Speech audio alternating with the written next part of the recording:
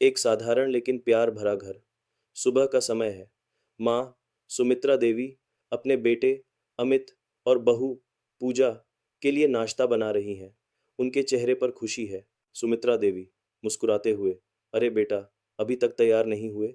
तुम्हारी फ्लाइट का वक्त हो रहा है। अमित मोबाइल देखते हुए थोड़ा लापरवाह, बस माँ, हो गए, पर आपके बिना मन नहीं लगेगा। पूजा प्यार का नाटक करते हुए, माँ, आप तो हमारे साथ जाती हैं, पर इस बार बच्चों की छुट्टियां हैं, हमें उन्हें बाहर घुमाने ले जाना होगा। सुमित्रा जी की आंखों में खुशी थी, क्योंकि उन्हें लगा कि उनका परिवार एक छोटी छुट्टी पर जा रहा है। उन्हें क्या पता था कि उनका बेटा और बहू एक ऐसा झूठ बोल रहे थे जो उनकी दुनिया को हमेशा के लिए बदल देगा। शांति धाम नाम का एक वृद्धाश्रम। अमित और पूजा सुमित्रा देवी को एक छोटे कमरे में छोड़ रहे हैं। अमित माथे पर चिंता का भाव दिखाते हुए, माँ, हम बस 1 महीने के लिए जा रहे हैं, आप यहाँ खुश रहेंगी, यहाँ आपकी उम्र के लोग हैं। सुमित्रा देवी बेटे पर विश्वास करते हुए, ठीक है बेटा, तुम चिंता मत करो, बस तुम लोग खुश रहो। महीने बीत गए, पर कोई लेने नहीं आया। फोन करने पर बहाने बनाए गए। सुमित्रा जी को एहसास हो गया था कि उनके बेटे ने उन्हें धोखा दिया है। उनका दिल टूट गया था, लेकिन वह हार मानने वालों में से नहीं थी। वृद्धाश्रम का एक कोना। सुमित्रा देवी उदास बैठी हैं। एक बूढ़ी महिला राधा रानी उनके पास आती है। राधा रानी आत्मीयता से, बहन, तुम इतने परेशान क्यों हो? तुम्हारा बेटा तो बाहर नेक दिखता है। सुमित्रा देवी नम आंखों से लगता है, मेरे बेटे ने मेरा घर, मेरा प्यार सब बेच दिया है। मुझे पता करना होगा कि मेरे घर में अब कौन रहता है। सुमित्रा जी एक योजना बनाती हैं। वह वृद्धाश्रम से कुछ दिनों की छुट्टी लेती हैं और अपना भेष बदल लेती हैं।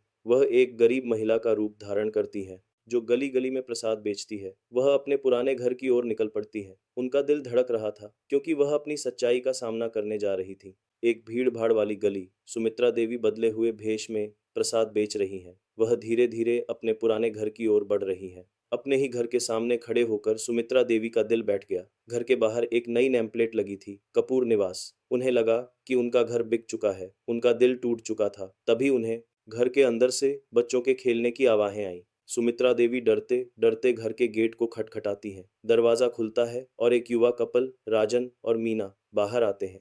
राजन विनम्रता से, जी, आप क्या बेच रही हैं? सुमित्रा देवी हिचकिचाते हुए, मैं प्रसाद बेचती हूँ। क्या आपका यह घर नया है? मीना प्यार से, हाँ, यह हमारा नया घर है। पर क्या हुआ, आप क्यों पूछ रही हैं? तभी राजन के पिता गोपाल जी बाहर आते हैं। उन्हें देखकर सुमित्रा देवी की आंखें चौड़ी हो जाती हैं। वह गोपाल जी को पहचान जाती हैं, जो उनके बेटे अमित के सबसे करीबी दोस्त थे। गोपाल जी सुमित्रा देवी को पहचानते हुए चौंका कर, अरे सुमित्रा भाभी, आप इस भेष में? अमित ने, सुमित्रा देवी रोते हुए, गोपाल, मेरे बेटे ने मेरा घर बेच दिया और मुझे वृद्धाश्रम भेज दिया। राजन चौंक कर, यह क्या कह रहे हैं पिताजी? गोपाल जी दुख से, बेटा, यह घर तुम्हारे मामा जी का है। उन्होंने मुझे इसे बहुत कम दाम में बेचा था, ताकि हम शहर में रह सकें।